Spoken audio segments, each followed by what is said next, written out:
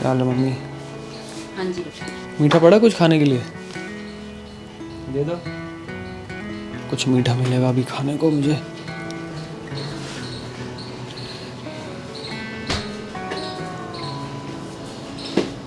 रसगुल्ले फेवरेट मिठाई। आपकी फेवरेट रसगुल्ले? हाँ,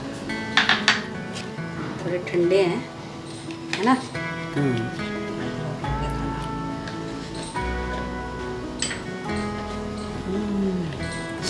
रस बहुत डाल दूँ थोड़ा सा? इस पे याद है जब रसगुल्ले आते थे उसके बाद हम लोग हाँ, इसके रस पे ना, ये जो रस बचता है ना, इस पे हम ब्रेड को नहीं, जो ब्रेड वाला फंडा है वो बंगाली से करते हैं मोस्टली। नहीं, ज़रूरी नहीं, मुँह नीचे रखो। मेरा फंडा है ये। ओके। क्योंकि तुम लोग मीठा मांगते थे, हाँ। तो फिर ब्रेड को उसमें टोस्टर में कड़क करके फिर उसमें डालते तो बहुत अच्छा लगता था खाने। इसका भी बना देना, कुछ बचा रस इसमें? हाँ, अभी दूसरे डब्बे में भी है ना मिठाई। ओके, चाय भी बना देती हूँ पापा की, है ना? Let's eat. रसगुल्ले बनते हैं किससे? पनीर से।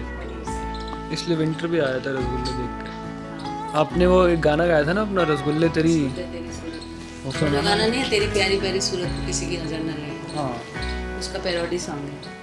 रसगुल्ले सूरत को बच्चों की नजर ना लगे, जल्दी चुप जा। अभी ये विंटर को, विंटर की नजर ना लगे। विंटर की नजर ना लगे। विंटर मीठा है, आपको नहीं खाना बाबा ये पहचान नहीं खाना आपको। इसको तो एक्चुअली में दूध की चीजें ही मना है ना, आ जाओ पापा, आपका वेट हो रहा है। इसको दे नहीं सकते हो, है ना मिंटू? विंटर एंड रसगुल्ला कैसे? चलो मिंटू उधर। अच्छा, विंटर को खीरा दे दूं? हाँ जी दे दो। उसके लिए नहीं है ना।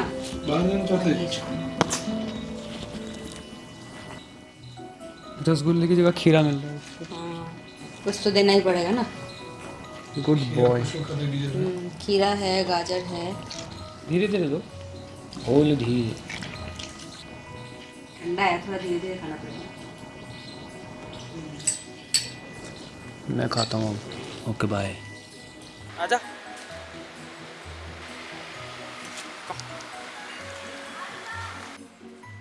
तो अभी बस विंटर को नहलाया है 1 महीने बाद, तो अभी उसको थोड़ी सी रनिंग और सैर कराएंगे, थोड़ा सूख जाए ताकि वो ऊपर ऊपर के तो बाल उसके सूख जाते हैं, पेट वाली साइड के बाल थोड़ा टाइम लगता है सूखने में। फिर वो जहाँ भी बैठता है ना वहाँ पे पानी पानी हो जाता है।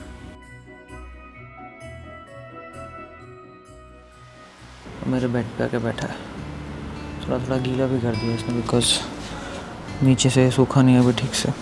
और इसका स्टूल का इशू 100% ठीक हो चुका है। 1 महीना हो गया, every single day 100% perfect poop. So जो हमने खाना चेंज किया after understanding his food allergies, वो वर्क कर गई हैं। Yes winter, now he is 100% healthy. बीच में इसका आई का थोड़ा सा डर्ट आ रहा था, तो मैंने डिवॉर्मिंग फिर से करा, 1 महीने बाद ही करा जो 2 महीने बाद करना था। एंड और आईज़ का कुछ ड्रॉप्स दिया डॉक्टर ने, तो मैं डाल रहा हूँ। नोज बुक, गाड़ी का चैप्टर क्लोज हो चुका है।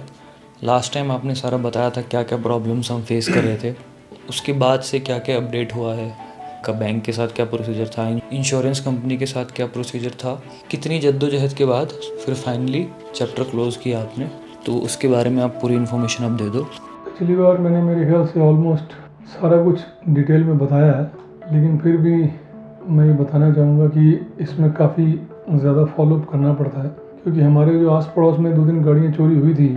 हम लोग लकी थे शायद, या मे बी बिकॉज हमने एक रेगुलर फॉलोअप रखा पुलिस वालों के साथ, तो हमारा जो अनट्रेस रिपोर्ट है वो ऑनलाइन कोर्ट से हमें 24 दिन में मिल गया था। 24 दिन में नहीं, मेरे ख्याल से एग्जैक्टली 1 महीना लगा था, हालांकि 2-3 महीने वो कहते हैं लग जाते हैं।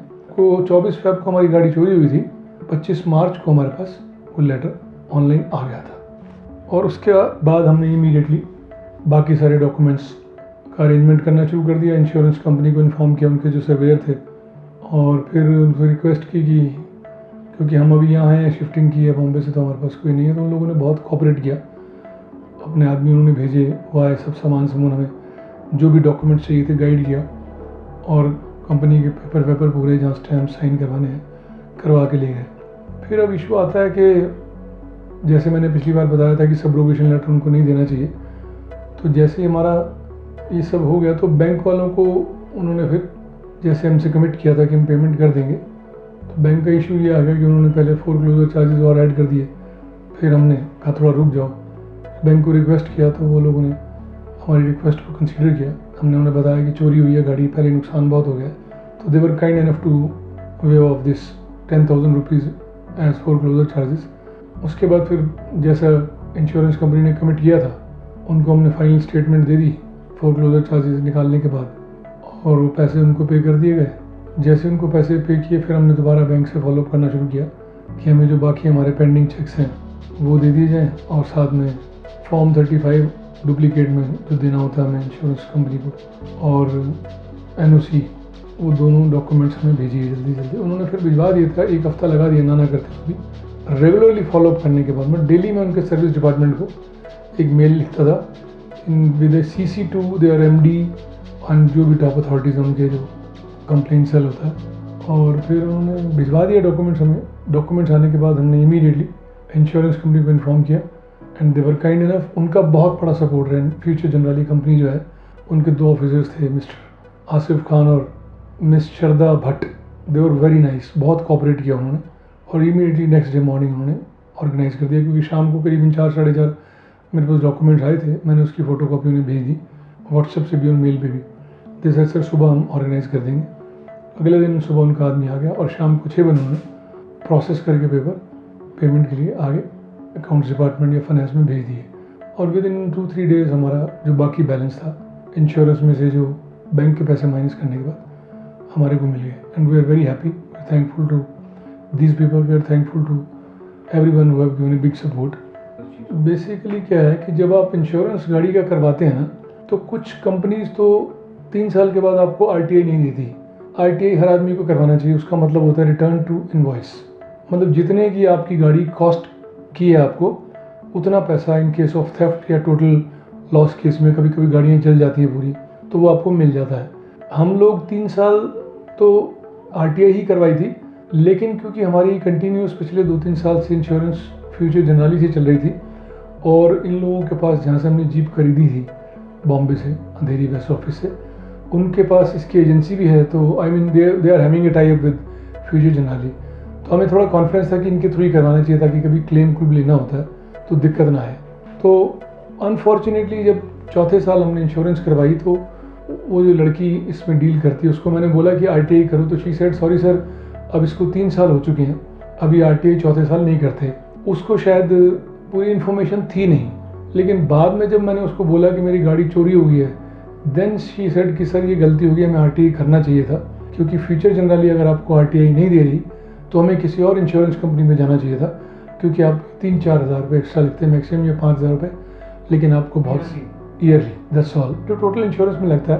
और पैसा उसमें हमसे, जैसे हमें 11 लाख 12 लाख मिला है, 11,73,000 जो हमारा IDV था, वो शायद हमें जो एक्चुअल कॉस्ट थी उसकी 18-19 लाख।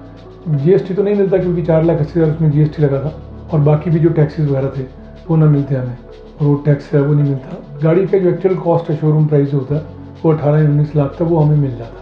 बट शायद हमारी किस्मत में इतना ही था, एक थोड़ी सी गलती हमसे हो गई, थोड़ा अलर्ट रहना चाहिए।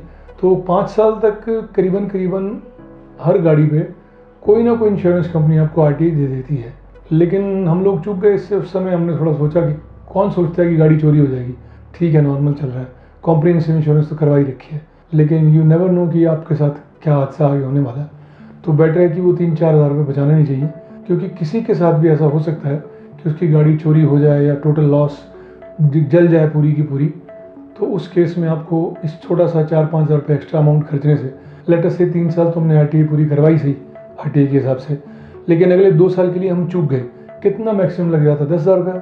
चलो माना हमने 4थे साल करवा लेते, फिर भी ना चोरी होती और 5वें साल चोरी हो जाती, तो भी हमने 10,000 रुपये एक्स्ट्रा खर्च किया, हम कम से कम 6-7-8 लाख का बेनिफिट ले सकते थे और हमें नुकसान कम होता। तो मैं सभी लोगों को यही सलाह दूंगा कि अगर एक इंश्योरेंस कंपनी जहाँ से आप अपना इंश्योरेंस करवा रहे हैं, आप उसके साथ थोड़ा इमोशनली अटैच हो जाते हैं और कंफर्टेबल हो जाते हैं उनके ऑफिस के साथ, तो अगर वो कहते हैं कि नहीं ये अब 3 साल के बाद ये नहीं हो सकती, तो you change the insurance company and prefer to go for RTI only, return to invoice, जो भी कंपनी आपको देती है। बेशक उसमें आपको इवन 10,000 तक फालतू खर्चना पड़े, हो सकता है आपको 10-20 हज़ार 2 साल के लिए एक्स्ट्रा देना पड़े, और अगर आपकी गाड़ी की चोरी लिखी हुई है तो आपको उसमें बहुत ज़्यादा बेनिफिट हो सकता है। 20,000 खर्च के लेटेस्ट से 4th ईयर में चोरी नहीं हुई, और फिर 10,000 और खर्चा आपने 5वें साल में, और 5वें साल के आखिर में भी चोरी हुई, तो आपको कम से कम 6-7-8 लाख का जो भी आपकी गाड़ी की कॉस्ट है अकॉर्डिंगली बहुत बड़ा बेनिफिट मिल जाएगा अगर चोरी होती है। पर चोरी का जैसे हम मानते थे, वी वर वेरी कॉन्फिडेंट कि कैसे चोरी हो सकती है, दोनों चाबी हमारे पास हैं, ये तो बड़ी हाई फाई गाड़ी है। लेकिन यू नेवर नो, आजकल के जो थीव्स हैं वो हमसे बहुत ज़्यादा स्मार्ट हैं, बड़े आगे चलते हैं, और technology, tyre lock, gear lock, हाँ, और उसके बाद लॉक्स वगैरह भी आप अपनी तरफ से लगा रखे। हालांकि आपको जो आजकल हाईटेक गाड़ियाँ उनके जो कंपनी के ओनर सब सजेस्ट नहीं करते कि आप लगाओ, वो आपको ये कहते हैं कि इसमें कोई चोरी होने का खतरा नहीं है, क्योंकि दोनों चाबियाँ आपके पास हैं तो गाड़ी चोरी हो नहीं सकती। बट फिर भी हमारी गाड़ी चोरी हुई और वो चला के लेके गए हैं सिस्टमेटिक वे में, जैसे उनकी अपनी गाड़ी है।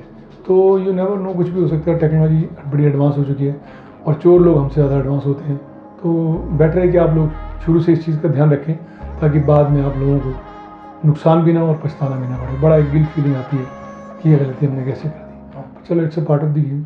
All the best to you.